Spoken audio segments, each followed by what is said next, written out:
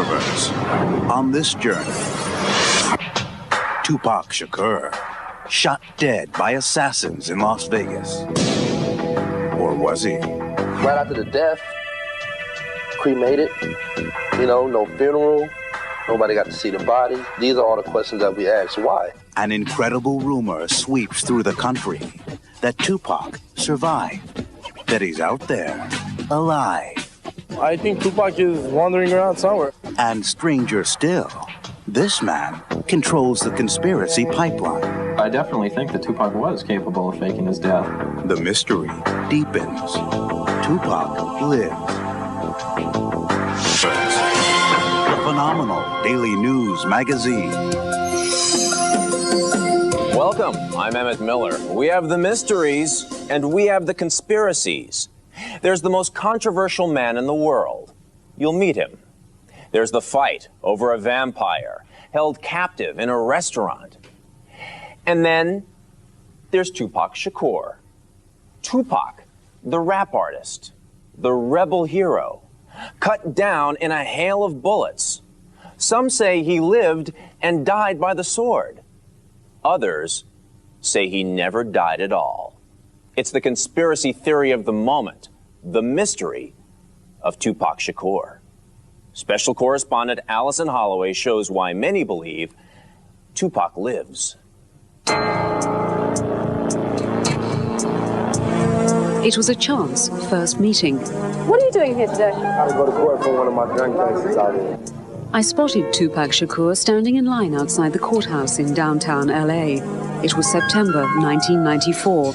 I was there covering the trial of O.J. Simpson. I got the same lawyer. What do you make of the whole O.J. thing? Tupac Shakur was a walking contradiction. He was admittedly a gangster rapper. He'd been shot several times. He'd been in court on countless charges. He'd been jailed for a rape conviction. Yet Tupac Shakur was undoubtedly an artist. Though his rap songs told harsh stories of the gangster life, he also explored the more sensitive side of a young man torn. Tupac Shakur was a hero to many young people. Thank you. Our paths would cross again, like 18 months later in Las Vegas. Tupac Shakur was in town to celebrate. Tupac, great car you've got. Thank you. So looking forward to the We just did the theme song for Tyson to come out to. So therefore, just did the song. So I got the song coming out when Tyson come out. Okay, all right. Security Tyson gonna do it. Have a good night. Yeah, Tyson gonna do it. Love the car. Look at that. It all seemed a bit unreal. Then came September 7th, 1996. This is the reality, as brutal as the lyrics he unleashed on the world. Tupac Shakur had attended a Mike Tyson fight at the MGM Grand Hotel in Las Vegas. He was sitting in the passenger seat of a BMW at the corner of Flamingo Road when he was ambushed by 4 gunmen in a white Cadillac. Tupac was rushed to the nearby University Medical Center. He remained in grave condition for 6 days. On Friday, September 13th, doctors announced he died of his wounds. He was cremated the next day. Tupac Shakur was 25 years old. In any other case, that would be the end of the story, but not for Tupac Shakur.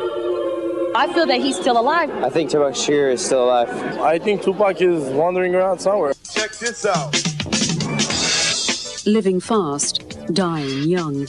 It's no small wonder that his fans would keep his memory alive, or that some would like to imagine that, like Elvis, he never died at all.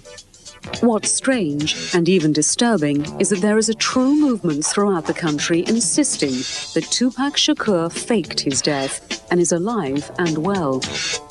He was going to go in jail, and so in order to escape that, he just decided to kill himself.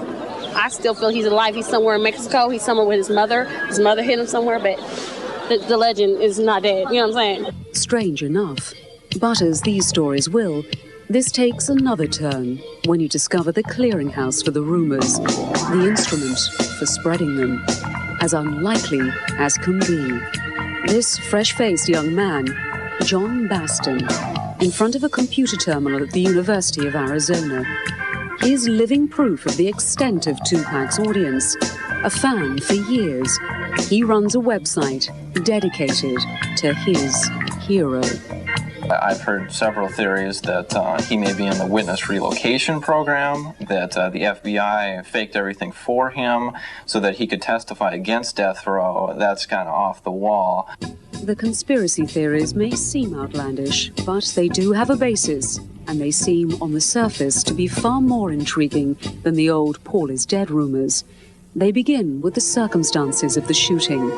Tupac's entourage, the bodyguards, none of them were armed, none of them followed the Cadillac, nobody did anything, and Tupac wasn't wearing his bulletproof vest that night. No pictures of Tupac in the hospital were ever released. There was no autopsy conducted before his cremation. Donald Gettor of the rap group Donald and Dream sees that as a sign. As far as right after the death, cremated, you know, no funeral, nobody got to see the body. These are all the questions that we ask. Why? Donald's partner, Dream, points to the music video released within days of Tupac's death, one in which Tupac is shot and goes to heaven. I ain't mad at you. It's like, okay, he's talking to his homeboy. They want to get out the game. And then, boom, they was trying to shoot his homeboy, but Tupac pushed him out of the way, and he took the bullet. Okay, check it. Suge Knight got a lot of enemies. Imagine Tupac pushing Suge Knight out of the way and taking all the bullets that was meant for Suge Knight. You know, it's like, come on, man, I got common sense. Something ain't right here. The cancelled funeral, the odd lack of an autopsy, the fear of reprisal. Yet things get even stranger from there. Tupac Shakur had a new album ready for release at the time of his death. It came out a few weeks later. Not under his own name, but under the name of Machiavelli. The significance of the name, the spelling, and the clues within might be enough to make even the most skeptical think that perhaps, if only perhaps, Tupac is alive. What's up, Tupac? What's up? How you doing, man? Chilling, huh?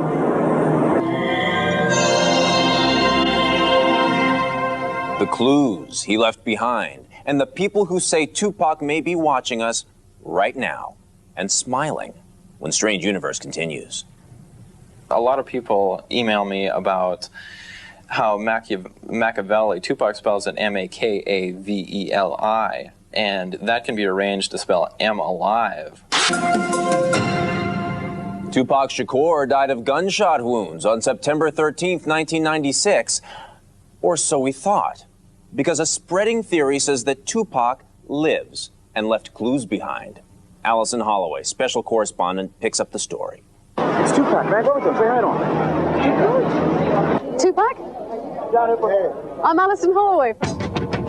In my acquaintance with Tupac Shakur, there was always the resignation that this young man was living too close to a dangerous edge. The premonitions seemed to come true when his luck ran out in September 1996. Then again, when word began to spread through the internet and on the streets that the murdered rapper was actually alive, those of us who knew him could not help a wry smile. That was Tupac. And now we turn to the other clues that fans across the globe are following in their theory that Tupac may indeed be watching tonight. This is the album released after his death, Tupac crucified on the cover. Yet the album is attributed to someone named Machiavelli. People email me about how Machiavelli, Tupac spells it M-A-K-A-V-E-L-I, and that can be arranged to spell M alive. And people really think that's more than just coincidental. The coincidence is taken a step farther. Conspiracy theories point out numerological coincidences, all centering on the number 7. Numerologist Sir Martin reveals its significance. Number 7 is the number of perfection, closure, completion. It's also a number of alienation, isolation, hibernation, and he fought that. The 7 theories, I mean, the time of his death was 403, it adds up to 7. His age, 25, added up to 7. Well, I'm looking at Machiavelli, the year 2000, Tupac Shakur. It's a coincidence, or is it really real? You know, that's what I'm thinking about. There are those who do not believe in coincidence. Steve Ivory is a music journalist who knew Tupac and who hopes he rests in peace. I think that, you know, for the obvious reasons, he called the album Machiavelli because while he was incarcerated, he embraced some of the writings of the Italian philosopher and probably liked the idea of being able to disappear from one's enemies the way that Machiavelli did, which was to, you know, fake his own death, or the idea of faking his own death. But I don't know how seriously he took that. John Bastin agrees with him to a degree.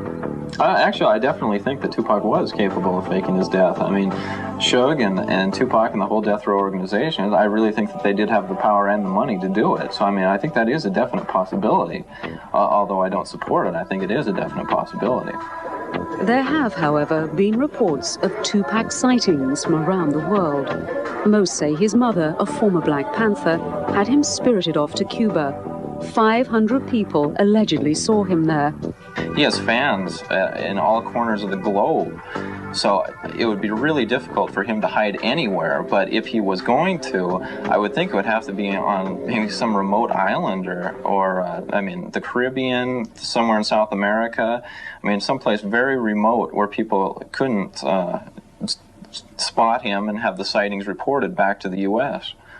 Perhaps all of this is wishful thinking, born of the tragedy of a young man cut down in his prime, at a crossroads in his life, when his artistry was just beginning to blossom. But thanks to the internet, thanks to the age of conspiracy theories in which we live, any rumor can quickly become common knowledge. Then again, who knows? There are people who were there at Tupac's deathbed, among them his mother and the Reverend Jesse Jackson.